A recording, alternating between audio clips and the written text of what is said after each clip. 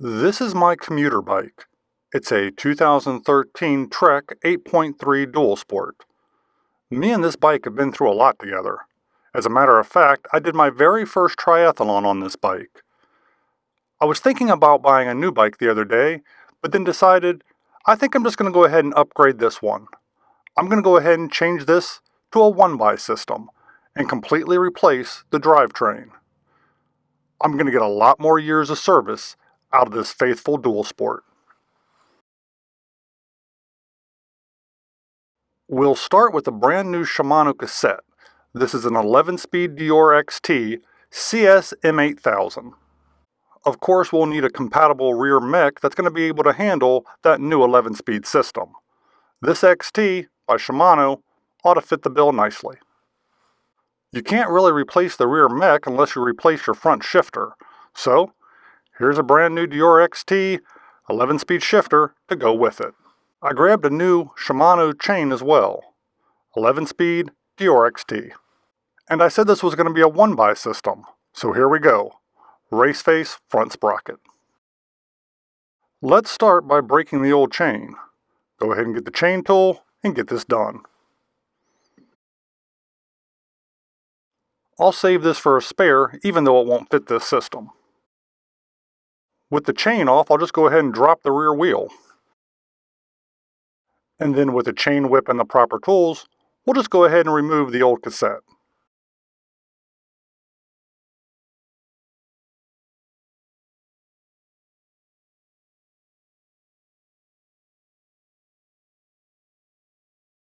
With the old cassette out of the way, it's just a matter of lining everything up and sliding the new 11-speed cassette into place. It really helps to keep it on that plastic spindle that comes with the new cassette. Get everything lined up just right, and we should be good to go.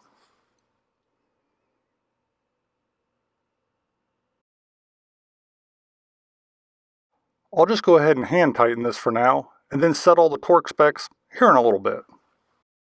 This old Acer rear mech needs to go to make room for, obviously, the new Shimano rear mech. So, go ahead and clip a cable, pull it out.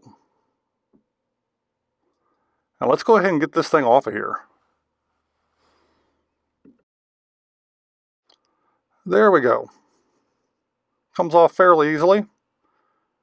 Let's go ahead and put the new one on in the opposite order.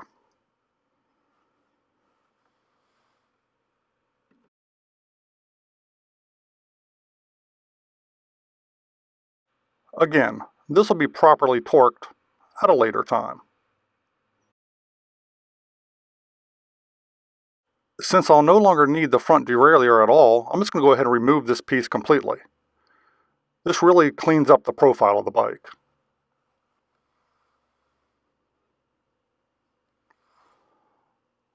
I'm going to go ahead and line up some of these little pieces here so I don't lose anything.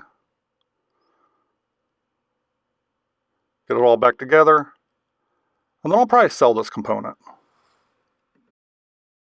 Before I can put that new race face sprocket on here, I'm going to have to remove the old crank on this side of the bike. Go ahead and get the bolt out.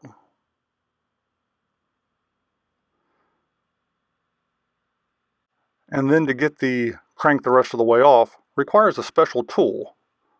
This one right here. I'm using a Park Tool CWP7. I'll show you how this works.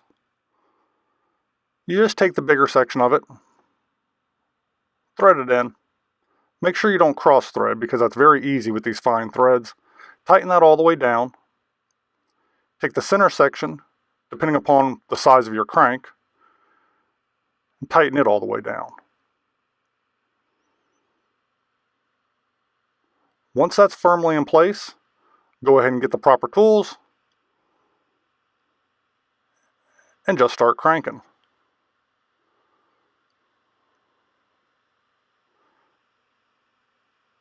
The compression will remove the crank perfectly.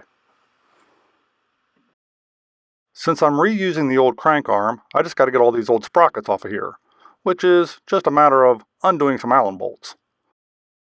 And when I'm done, all 3 of those sprockets will be replaced with the single race face sprocket. So let's go ahead and get these old ones out of the way.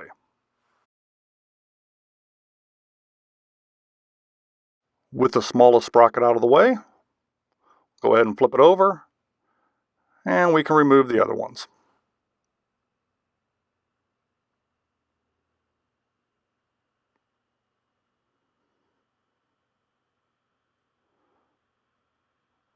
That removes the largest sprocket.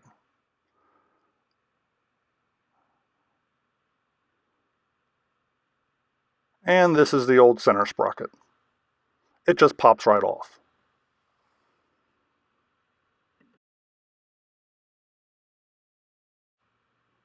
And there we go. We've got a clean crank arm now. And let me grab the new race face sprocket. And just for comparison, this is the new race face sprocket compared to the center sprocket of the old drive system. It's going to be much more efficient. With a couple new bolts specifically designed for a 1x system, the new front sprocket is in place. And you do not need the CWP7 to reinstall the crank arm, you just need that bolt. It does all the compression work all by itself. A 1x system allows me to completely eliminate the front shifter. So we'll just go ahead and take this off, get this out of the way, and this thing will probably end up getting sold as well. On the other side over here, I'm going to need to replace the rear shifter, one that can accommodate that new 11-speed drivetrain. And here we go. Deore XT, rear shifter. Cable already installed. This is a simple matter of sliding the old one off, and the brake lever as well. Get that out of the way. Get the old one out of the way. Slip the new one on.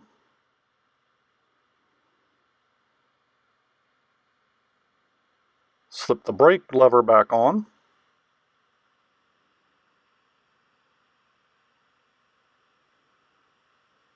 And heck, while I'm at it, I might as well go ahead and slip that handle back on. There we go. We'll tighten everything down to torque specs. As you can see, everything's installed now. I'll do some final tweaking and adjusting later. You can see the new cable runs down and back to the new rear mech. We're just going to have to go ahead and install that. But before we do that, how about we install that new chain? Reference the video in the description if you want to learn how to size a chain properly. I've already got this one sized. Line everything up. And through the magic of editing, I'm going to make this look way easier than it actually was. Tuning, adjusting, and indexing the new rear mech is a very time-consuming process unless you really know what you're doing. I went ahead and saved you the hassle of having to watch that part of the video. But as you can see, we're shifting smoothly through every one of the gears. All the way to the largest. And let's go ahead and go on back down. All the way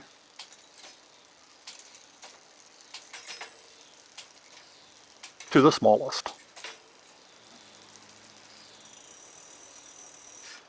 Perfect. Well, that's it.